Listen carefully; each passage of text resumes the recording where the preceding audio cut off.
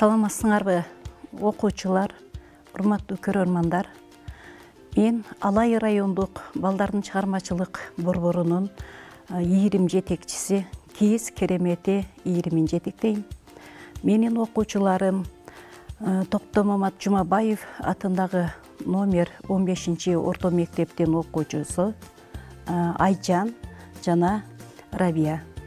Биз Кийиз Керемети ийриминде түрдүү жумуштарды аткарабыз. Биздин бүгүнкү өтө турган сабагыбыздын темасы чий чырмоо. Кыргыз элибизде эзелтен бери келе жаткан чий чырмоо өнөрүн жаш муундарга үйрөтүү менин милдетим деп санайм. Биздин бүгүнкү сабакта керектелүүчү буюмдарыбыз чий, оролгон чий, чий чырмоо үчүн тактайча, анан таш керектелет кыздар. Бирдей өлчөмдөгү 8 ташты алып алдык. Ошондой эле чий чырмоо үчүн бизге кара койдун кылчык жүнүнөн ийрилген жип, анан мындай боелгон жүндөр керектелет. Кайчы керек болот, же болбосо ручка, маркер дагы керек деп алып алабыз. Ал үчүн биз чийди белгилеп турабыз аны менен. Кыздар, эми мен силерге баштап көрсөтүп берем. Чийди кандайча оройбуз, согобуз. Мага Рабия жардам берип турасың? Чийди алып алабыз. Бирден алабыз, же болбосо 2ден алабыз, ар кандай өлчөмүнө жараша. Биздин чийибиз кичинекей болгондуктан тактайчабыз азыраак 70-80 сантиметрдеги чийди алабыз. Жипти алабыз, кыздар. Карап, көңүл буруп турасыңар. Чий чырмоодо эң биринчи башында мындай кылып ороп алабыз. Андан кийин аны кайчылаштырып, кармоонун техникасын да билишибиз керек, кыздар. Чий оң колубузда болот, сол колубузда жипти кармайбыз. Анан кайчылаштырып, мындайча кылып ороп чыгабыз. Тегиз болуш керек. Аралыктары бирдей өлчөмдө. Чий менен жипти туура кармап алсак, ошондо гана көрүп атасыңарбы? Ушундай кылып ороп чыгабыз. Андан кийин башына жеткенде дагы 1-2 оройбуз дагы, анан мындай торчо кылып чыгабыз.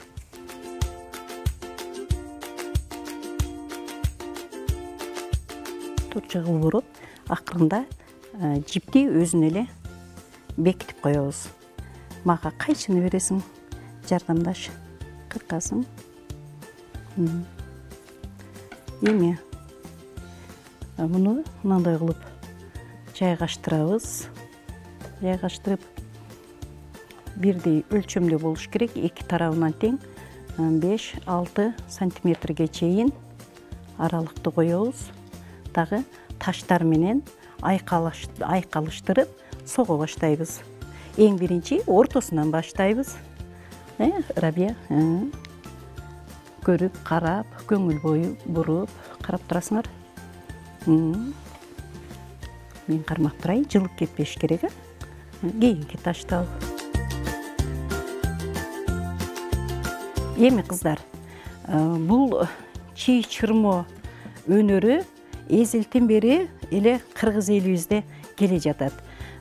Чийде биздин кыргыз өлкөбүз тоолуу аймак болгондуктан тоолуу жерде өсөт чий. Аны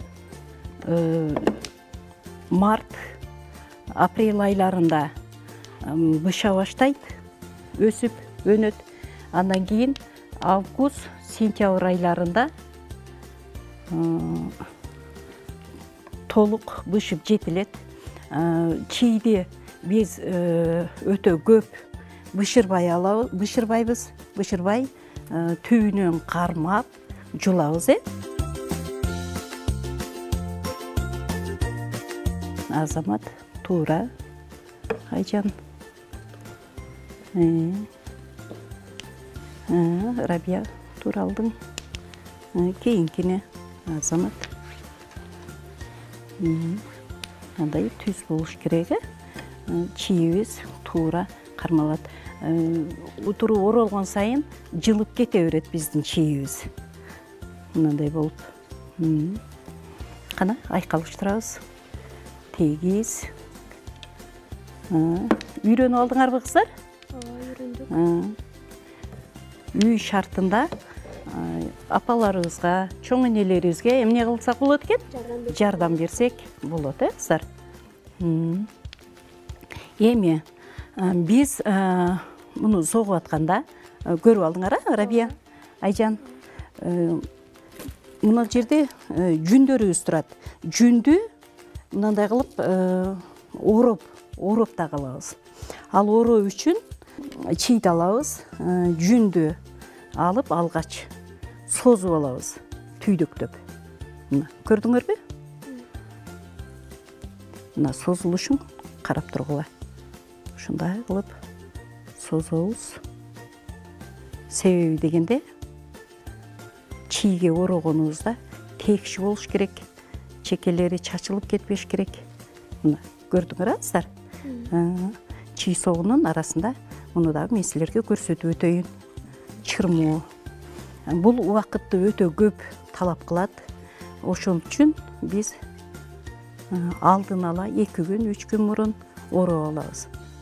Эгерде гүл сала турган болсок, гүлүбүздүн сүрөтүн коюп, карандаш же маркер менен белгилеп алабыз. Ошол белгиленген жер боюнча мынтип орой беребиз. Биз оймо түшүрүш үчүн эмне кылат экенбиз? Эң биринчи ортосунан баштайбыз. Ортосунан баштап, мына биздин бир чийибиз бүттү. Айжан, көрдүң, сен ушундай кылып ороюп берип турасың. Кийинки чийди берчи. Андан кийин мындай кылып оройбуз.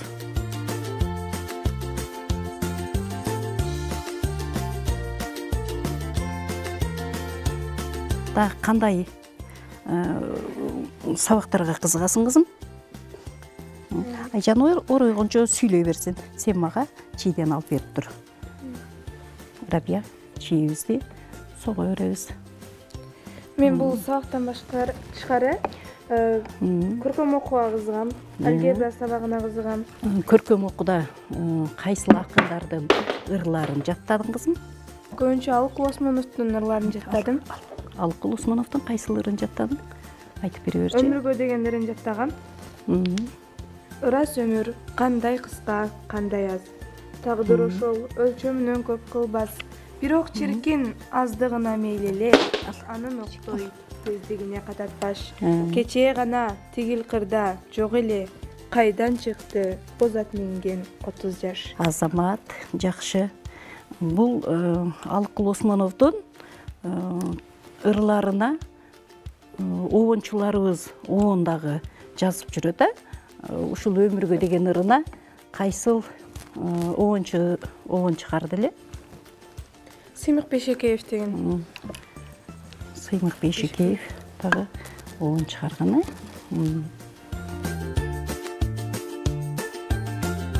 Чийибиз көрдүңөр, кыздар?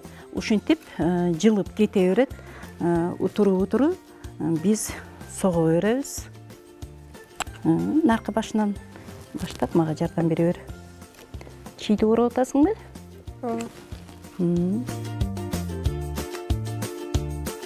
Бул жерде бир 7-8 сантиметрдей согуп алгандан кийин, кыздар, оймо түшүрө баштайбыз.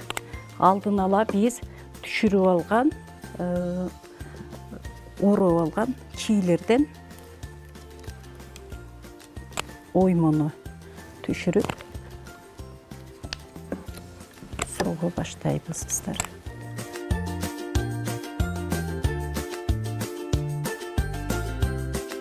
Кыздар, биз мынтип оймону түшүрүп алдык.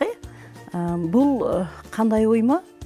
Билесиз, кыргыз эли эзелтен бери эле биздин кыргыз элибиз учуп бараткан куштан, канаттуулардан же болбосо ийри мүйүздүү жан жаныбарлардан аттарынан ат коюп келген. Биз азыр карга тырмак деген же болбосо куш канат деп атасак да болот. Ошондой оймону түшүрүп жатабыз. Рабия, алып бере бер кызым. Бул чий тоолуу аймактарда өсөт дейдик. Мунун экологиялык жактан абдан таза, эч кандай химиялык нерселер кошулбайт. Жүнүбүздөн баштап чийибизге чейин экологиялык жактан таза, эч качан ден соолукка зыян жагы жок мунун. Чийди биз кайсыл жактан алабыз, кыздар?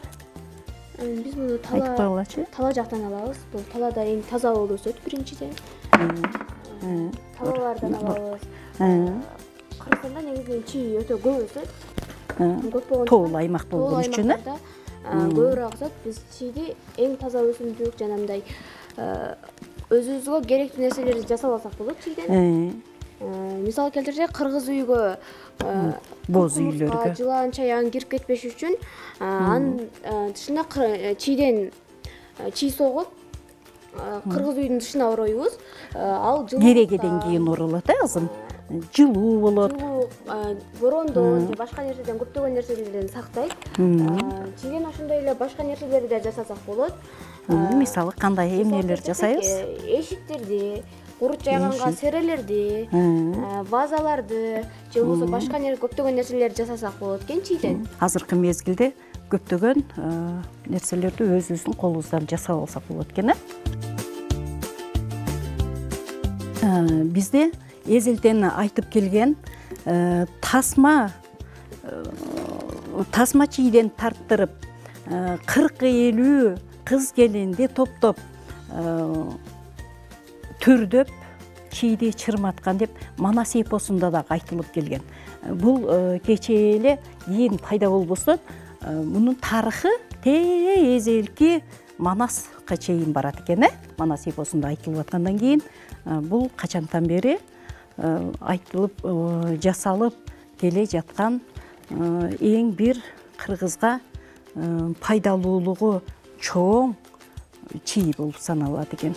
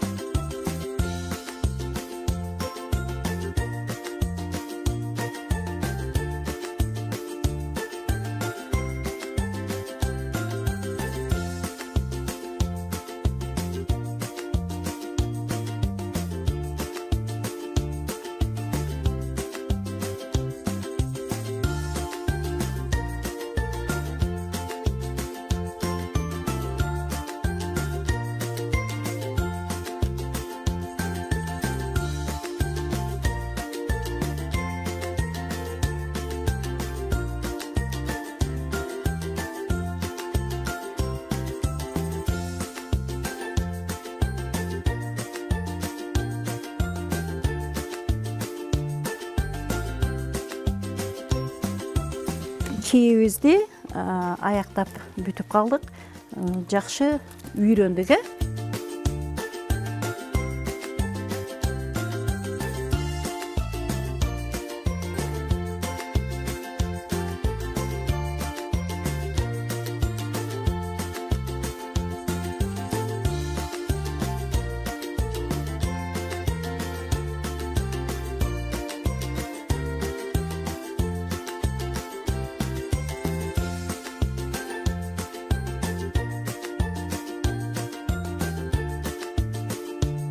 Мына кыздар, биздин чийибиз бүттү. Абдан сонун ою түштү. Муну биз ашканага койсок болот, же болбосо кыргыз үйдүн айланасына дагы тартып алсак болот, керегеден кийин. Биздин сабагыбыз бүттү балдар. Үйгө тапшырма. Мындан ары дагы улантып келесиңер. Бүттү. Саламатта калыңыздар.